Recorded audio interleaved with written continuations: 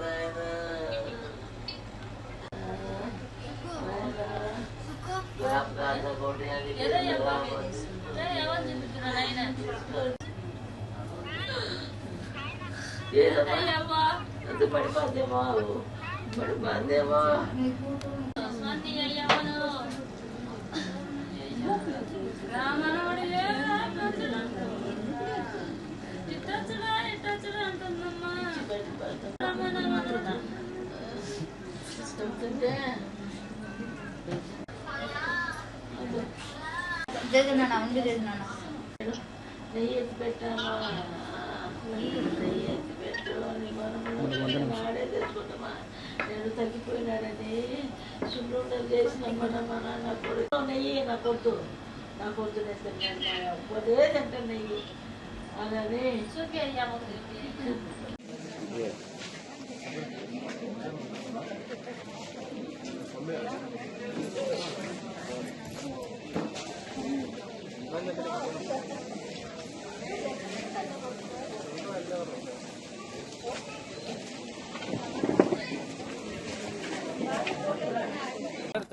ಮದುವೆ ಆತು ಅಷ್ಟು ಬಾರಿ ಕಿಡ್ಬೇಡ. ಮದುವೆ ಆತು ಚಲೋ ಇದ್ದಾರೆ. ಒಂದು 10 ದಿವಸ ಗೋವಾಕ್ಕೆ ಹೋಗಿ ಬಂದರು. 20,000 ಕೊಟ್ಟು ಕಲ್ಸೀನಿ. ಗೋವಾ ಎಂಜಾಯ್ ಮಾಡಿ ಬರ್ರಿ ಅನಿ ಮಧ್ಯದಾರಿ ಹೋಗಿ ನನ್ನ ಕಣ್ಣು ಸುತ್ತೈತಂತ ವಾಪಸ್ ಬಂದಾಳು. ಆಮೇಲೆ ಮನೆಗೆ ಬಂದ್ಮೇಲೆ ಮುಂಜಾನೆ ಕೆಲ್ಸಕ್ಕೆ ಹೋಗ್ತಾಳ. 8 ಗಂಟೆಗೆ ಬರ್ತಾಳ. ಒಂದು ಟೀಚರ್ 8 ಗಂಟೆಗೆ ಬರ್ತಾಳೆ. ಏನಮ್ಮ ಇಷ್ಟು ಈಗ ಬರ್ತಿದ್ದೆ ಅಂತ ನಾ ಕೇಳೇನೆ. ಒಂದೇ ದಿವಸ ಕೇಳೇನೆ. ಏನಂತಾಳ, ಯಾಕೆ ನನಗಿಷ್ಟು ಟಾರ್ಚರ್ ಕೊಡ್ತೀವಿ ನೀನು, ಯಾಕೆ ಇಷ್ಟು ಟಾರ್ಚರ್ ಕೊಡ್ತೀವಿ ಅಂತಾಳ. ನನಗಂತಾಳ ನನ್ನ ಮಗ ಮೆತ್ತನ ಗೊರಿ ಏನಂದ್ರೆ ಏನು ಗುರಿ ಟೈಪ್ ಏನು ಟಾರ್ಚರ್ ಕೊಡ್ತಾಳೋ ಹಿಂಗ. ನಮ್ಮ ತಾಯಿ ಮನೆಗೆ ಹೋಗ್ಬೇಕು, ನಾನು ಇಲ್ಲೇ ನಿಂದಿರೋದಿಲ್ಲ, ನಾನು ಹೋಗ್ಬೇಕು, ನನ್ನ ತಾಯಿ ಕಡ್ಕೊ ಹೋಗ್ಬೇಕು. ಅವ್ನು ಕಡ್ತಾನೆ ಹೋಗೋಣಂತ ತಡಿ, ನಾನು ಕರ್ಕೊಂಡೋಗಿ ಬಿಟ್ಟು ಬರ್ತೀನಿ ಅಂದ್ರೂ ನಿಂದಿರೋದಿಲ್ಲ. ಕರ್ಕೊಂಡು ಹೋಗ್ತೀನಿ ಅಂತಾಳೆ. ಮುಂಜಾನೆ ಹೋಗ್ತಾಳೆ, ಸಂಜೆಗೆ ಬರ್ತಾಳೆ. 7:30 8 ಗಂಟೆಗೆ ಬರ್ತಾಳೆ. ಯಾಜು ಬಾಜು ಏನಂತಾರೆ, ಸ್ವಲ್ಪ ನಾಚಿಕಾದ್ರೆ ಇರಬೇಕಲ್ಲ. ಒಂದು ಟೀಚರ್ ಆಗಿ ಹಿಂಗೆ ಬರ್ತಾಳ ಒಂದು ಟೀಚರಾಗಿ. ಒಂದು ದಿವಸ ಏನು ಮಾಡಾಳ್ರಿ, ನನ್ನ ಮಗಳಿಗೆ ನನ್ನ ಮಗಳಿತ್ತು ಆರಾಮಿಲ್ಲ ಬಂದಿತ್ತು. ಅದು ನಾನು ಆಕಿಗೆ ತೋರ್ಸಕ್ಕೆ ಹೋಗ್ವಿ, ತೋರ್ಸಿ ಆರಾಮಾತು. ಆಮೇಲೆ ಇನ್ನು ಊರಿಗೆ ಬಿಡಬೇಕು ಅವ್ರ ಅತ್ತಿ ಮನೆಗೆ. ನಾನು ನನ್ನ ಮಗ ನನ್ನ ದೊಡ್ಡ ಮಗ ನಾವೆಲ್ಲ ಸ್ಟೇಷನ್ಗೆ ಕರ್ಕೊಂಡು ಹೋಗಿವಿ. ನಾವು ಹೋಗೇನೆ ಫೋನ್ ಮಾಡ್ಯಾಳ ಗಂಡಕ್ಕೆ, ನೀ ಎಷ್ಟು ಗಂಟೆಗೆ ಬರ್ತಿ ಮನೆಗೆ, ನೀ ಎಷ್ಟು ಗಂಟೆಗೆ ಬರ್ತಿ ಮನೆಗೆ ಅಂತಾರೆ. ಗಾಡಿ ಸ್ವಲ್ಪ ಲೇಟ್ ಆಗ್ತೈತಿ, 8:30 ಹೋಗೋದದು ಅಂದ್ರೆ. ಮತ್ತೆ ಫೋನ್ ಮಾಡ್ಯಾಳ, ನೀ ಎಷ್ಟು ಗಂಟೆಗೆ ಬರ್ತಿ ಕರೆಕ್ಟ್ ಹೇಳು ನನಗೆ ಅಂದಾರ ನನ್ನ ಮಗ. ಹಾಂ, ನನ್ನ ಮಗನ ಅಂದಾಳ. ಅಷ್ಟಕ್ಕೆಲ್ಲ ಯಾರು ಲಂಡನ್ ಸಾರ್ ಅಂತ ಹಾಕಿ ಶಾಲೆಯೊಳಗೆ. ಮತ್ತು ಏನು ಮಾಡ್ಯಾರ ಏನು ಗೊತ್ತಿಲ್ಲ. ಬಂದು ನಮ್ಮ ಮನ್ಯಾಗ ಇಬ್ಬರು ಅದಾರ. ಅದು ನೋಡಿ ಗಂಡ ತಡ್ಕೊಂಡಕ್ಕಾಗ್ತದೆ. ಒಂದು ಗಂಡು ಮಗ ಈ ಆಜು ಬಾಜೆಲ್ಲ ನೋಡ್ಯಾರ. ಈಕಿ ಇದ್ದಾಳೆ ಒಂದು ಹುಡುಗಿ, ಏನಮ್ಮ ಇಲ್ಲಿ ಬಾಮ ನಾನೊಂದು ಮಾತು ಹೇಳ್ತೀನಿ ಅಂದ್ ಕರೆದು ನನಗೆ ಹೇಳಾಳ. ನಾನು ಎಲ್ಲಾದ್ರೆ ಬಂದು ನಾನು ಸಾಕ್ಷಿ ಹೇಳಂದ್ರೆ ನಾನು ಹೇಳ್ತೀನಿ. ಯಾರೋ ಗಂಡ ಬಂದನ, ಒಳಗೋಗ್ಯಾರ, ಹೊರಗೆ ಬಂದಿಲ್ಲ ಅಂತ ಹೇಳ್ಯಾರ. ನಾನು ನನ್ನ ಮಗನಿಗೆ ಹೇಳಿಲ್ಲ. ಆ ಮಾತು ಹೇಳಿದ್ರೆ ಇಬ್ಬರಿಗೆ ಜಗಳ ಆಗ್ತೈತಿ, ಇರ್ಲಿ ಬಿಡು ಹೋಗ್ಲಿ ಬಿಡು ಅಂತ ನಾನು ಸುಮ್ಮನೆ ಇದ್ದೀನಿ. ನನ್ನ ಮಗಗೆ ಏನು ಅನುಮಾನ ಬಂತು, ಅವನಿಗೆ ಅನುಮಾನ ಬಂತು. ಮನೆಗೆ ಯಾರು ಬಂದಾರೋ ಅಂತ ಕೇಳಿದ್ರಿ. ಯಾರು ಬಂದಿಲ್ಲ ಅಂಡಿ ಅಂದಾಳ. ಇಲ್ಲ ಯಾರೋ ಬಂದಾರ, ನೀ ಕರೆದಿ ಫೋನ್ ಮಾಡಿ, ಇಲ್ಲಂದ್ರೆ ಅವ್ರು ಫೋನ್ ಮಾಡಿ ಬಂದಾರ ಅಂತ ನನ್ನ ಮಗ ಕೇಳಿದ್ದ. ಅದಕ್ಕೇನು ಮಾಡಿದ, ಯಾಕಲೇ ನಿನಗೆ ಯಾಕೆ ನಾನು ಹೇಳಬೇಕು, ನನ್ನದೇನಂತಾರೆ ಕನ್ನಡ ನನಗದು ನನ್ನ ಸ್ವಂತ ಜೀವನ ಅಂತ ಏಮಂಟ್ರು. ಹಾಂ, ನನ್ನ ಪರ್ಸ್ನಲ್ಗೆ ನಿನಗೆ ಅದಕ್ಕಲೇ ಅಂದಾಳ ನನ್ನ ಕಣ್ಣೆದುರುಗ. ನಾನಂದೆ, ಯಾಕಮ್ಮ ಹಂಗೆಲ್ಲ ಮಾತಾಡ್ತೀವಿ ಗಂಡ ಹಿಡ್ಕೊಂಡೆ,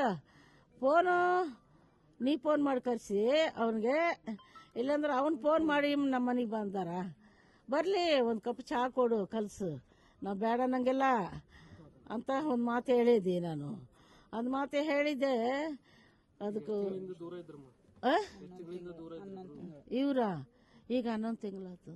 ಆಮೇಲೆ ಫೋನ್ ಕೊಡಂದ್ರೆ ನಾನು ಮುಟ್ಟಕ್ಕೆ ಕೊಡಂಗಿಲ್ಲ ನಿನಗೆ. ನಾನು ಯಾಕೆ ಕೊಡ್ಬೇಕು, ನನ್ನ ಫೋನ್ನಾಗ ನಿನಗೇನೈತಿ, ಇವನ ಅಂತಾಳ. ಗಂಡ ಪ್ರೀತಿ ಇಲ್ಲ. ಗಂಡ ಅಂದ್ರೆ ನಾವು ನೋಡಿಲ್ಲ, ಸುಳ್ಳು ಹೇಳಬಾರ್ದು. ಅದು ಹೆಣ್ಮಕ್ಳು ನನ್ನಂಗೆ ಅಂದ್ರೆ ಅವನು ಬಂದಾನಿಲ್ಲ ಮನೆಯಾಗ, ಏನು ಮಾಡ್ಕೊಂಡಾರು ಇಬ್ಬರು ನನಗೆ ಗೊತ್ತಿಲ್ಲ. ನನ್ನ ಮಗನಿಗೂ ಮನಸ್ಸಿನಾಗ ನೋವು ಬಂತು. ಆಮೇಲೆ ಅದು ನಾನೇನು ಮಾಡಿದೆ, ಫೋನ್ ಕೊಡಂತ 3 ತಾಸು ನನ್ನ ಮಗ ಕೇಳಕತ್ತಾನ್ರಿ. 12 ಆಯ್ತು, 1 ಆಯ್ತು, ರಾತ್ರಿ 9 ಗಂಟಲಿಂದ ಫೋನ್ ಕೊಡೋಕೆ ತಯಾರಿಲ್ಲ. ನಾನೇನಂದೆ, ಅವನೆಷ್ಟು ಕೇಳಕತ್ತಾನ ಕೊಡಬೇಕು. ನೀ ತಪ್ಪು ಮಾಡಿಲ್ಲ ಅಂದ್ರೆ ನೀ ಯಾಕೆ ಫೋನ್ ಕೊಡಂಗಿಲ್ಲ? ನೀ ತಪ್ಪು ಮಾಡಿದಕ್ಕೆ ನಿನ್ನ ಹತ್ರ ಇಟ್ಕೊಂಡೆ ಫೋನು. ನೀ ಫೋನ್ ಕೊಡೋ ಮೊದಲು ಅಂದ್ರೆ ನಾನು ಯಾಕೆ ಕೊಡೋದಿಲ್ಲ. ನಾನು ವಯಸ್ಸಾದ್ರೂ ನಾನು ಗಟ್ಟಿದ್ದೇನೆ ಸ್ವಲ್ಪ. ನಾನೇನು ಮಾಡಿದೆ, ಹಿಂಗೆ ಜಗ್ಗಿ ಫೋನ್ ಇಸ್ಕೊಂಡೇನೆ. ಹಾಂ, ಜಗ್ಗಿ ಇಸ್ಕೊಂಡೇನೆ ನಾನು. ನೋಡು, ಅಕ್ಕಿ ಫೋನ್ ಮಾಡಿ ಅವನು ಕರ್ಸ್ಕೊಂಡಾಳ. ಅವನು ಫೋನ್ ಮಾಡಿ ಬಂದಾನ. ಲಂಡನ್ ಸೋರು ಅಂತ ಲೌಡಗಿ ಬಾಲ್. ಯಾರು? ನಮ್ಮ ಹೆಸರು ರೇಬಕಮ್ಮ.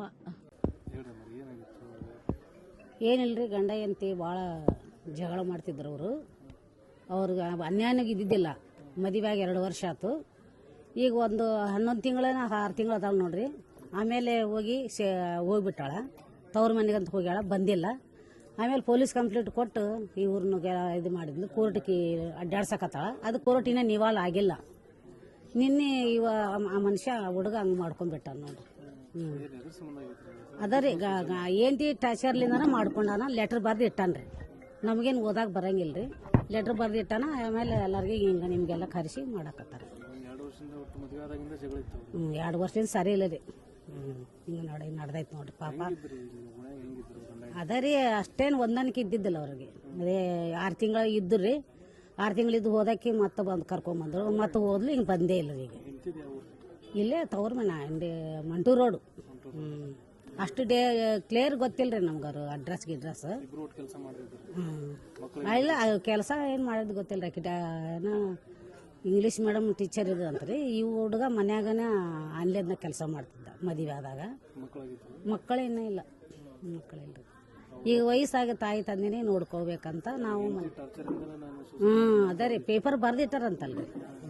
ಎಂತಿ ಟಾರ್ಚರ್ಲಿಂದನೇ ನಾ ಇದು ಆತ್ಮಹತ್ಯೆ ಮಾಡ್ಕೊಳಕತ್ತೀನಿ ಅಂತೇಳಿ ಮಾಡ್ಕೊಂಡ್ಬಿಟ್ರಿ. ಭಾರಿ ಒಳ್ಳೆ ಹುಡುಗರು ಪಾಪ. ಭಾರಿ ಬೇಜಾರಾಗಿಬಿಟ್ರಿ. ಭಾಳ ಬೇಜಾರಾಗಿತ್ತು. ಚಲೋ ರೀ. ಒಬ್ರಿಗೆ ಹಿಂಗೆ ಹೊರಗೆ ಬಂದು ಮಾತಾಡಂಗಿಲ್ಲ. ಯಾರಿಗೆ ಹಿಂಗೆ ಕೈ ಬಟ್ಟಿತ್ತು ಮಾತಾಡ್ದವಲ್ಲ ನೋಡ್ರಿ. ಅಷ್ಟು ಒಳ್ಳೆ ಹುಡುಗರು ಪಾಪ. ಅವ್ರು ಚರ್ಚಿಗೆ ಹೋಗೋದೇನ್ರಿ, ಬೈಬಲ್ ಓದಿದ್ದು ಮನ್ಯಾಗಿದ್ದ. ಇಷ್ಟು ನಡ್ಕೊಂಡೆ ಅವ್ರು ನೋಡ್ರಿ ಪಾಪ. ಇದಾಗಿತ್ತು ರೀ. ಎಂತಿಲಿಂದ ಆಗಿತ್ತು ರೀ. ಮತ್ತು ನಮ್ಮ ಹೆಸರು ಶಾರದಮ್ಮ ಪಿ ಗುತ್ತಿ. ಇವತ್ತು ಚಾಮುಂಡೇಶ್ವರಿ ನಗರದಲ್ಲಿ ನಡೆಬಾರದಂಥ ಒಂದು ಘಟನೆ ಇವತ್ತು ಆಗಿದೆ. ಈ ಉದ್ದೇಶಗಳೇನಾಗ್ತಾಯಿದೆ ಅಂದರೆ ಮದುವೆ ಮಾಡ್ಕೊತಾರೆ, ಗಂಡರನ್ನ ಹಿಂಸೆ ಕೊಡೋದು, ಅದರಿಂದ ದುಡ್ಡನ್ನ ವಸೂಲಿ ಮಾಡ್ತಕ್ಕಂಥ ಒಂದು ದಂಧೆ ಈಗ ಇತ್ತೀಚಿನ ದಿನಗಳ ಬೆಂಗಳೂರಿನಲ್ಲಿ ಒಂದು ಆಗಿರೋಂಥ ಘಟನೆ ತಮಗೆಲ್ಲರಿಗೂ ಗೊತ್ತಿರತಕ್ಕಂಥ ವಿಚಾರಗಳು. ಇಂಥವು ಇವತ್ತು ದೇಶದಾಗ ಈ ಥರ ಭಾಳ ಆಗ್ತಾ ಇರೋದ್ರಿಂದ ಒಂದು ಹೆಣ್ಣು ಮಾಡೋ ಒಂದು ತಪ್ಪಿಗೆ ಉತ್ತಮವಾದ ಒಂದು ಒಳ್ಳೆ ಸಂತೃಪ್ತಿ ಇರತಕ್ಕಂಥ ಒಂದು ಹುಡುಗ ಇವತ್ತು ಆತ್ಮಹತ್ಯೆ ಮಾಡ್ಕೊಂಡಂದ್ರೆ ನಮಗೆಲ್ಲ ಭಾಳ ನೋವಾಗ್ತಾ ಇದೆ. ಯಾಕಂದರೆ ಈ ಏರಿಯಾದಾಗೆ ಅವ್ರು ಯಾರು ಒಂದು ಕೆಲಸದಲ್ಲಿದ್ದರೂ ಕೂಡ ಯಾರ ಜೊತೆ ಬಂದು ಮಾತಾಡ್ತಿರಲ್ಲ ಹುಡುಗ. ಅಂಥ ಒಂದು ಸಬ್ಬಾಯಂತ ಹುಡುಗ ಇವತ್ತು ನಾವು ಕಳ್ಕೊಂಡೇವು ಅಂದರೆ ಇಡೀ ಓಣಿ ಇವತ್ತು ಅದ್ರ ಸಲುವಾಗಿ ಒಂದು ದುಃಖ ಸಾಗರದಲ್ಲಿ ನಾವು ನಿಂತಿದ್ದೀವಿ. ಯಾಕೆ ಗಂಡನ ಚೆನ್ನಾಗೇ ಇರ್ತಿದ್ದಾರೆ, ಆದರೆ ಇವು ಏನಾಗ್ಬಿಟ್ಟಿದೆ ಈಗಿನ ಕಾಲದಾಗ ಎಲ್ಲ ಈಗ ದುಡ್ಡಿಗೆ ಒಂದು ಬೆಲೆ ಕಟ್ಟಕ್ಕಂಥ ಒಂದು ಯೋಚನೆಗಳು ಇವು ಈ ದೇಶದಾಗ ಅದು ಹುಡ್ತಾ ಇವೆ. ಹೆಣ್ಮಕ್ಳ ಬಾಯಿನಾಗ ಅದು ಯಾಕೆ ಬರ್ತಾ ಇದೆ ಗೊತ್ತಿಲ್ಲ.